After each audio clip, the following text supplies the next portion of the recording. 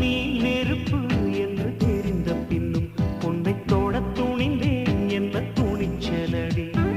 மணமகளாய் உன்னை பார்த்த பின்னும் உன்னை சிறை எடுக்க மனம் துடிக்குதடி.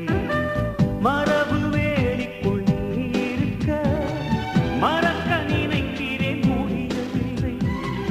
இமயமலை என்று தெரிந்த பின்னும் எறும்பின் ஆசையோ அடங்கவில்லை. நீ வருவாயோ இல்லை மறைவாயோ?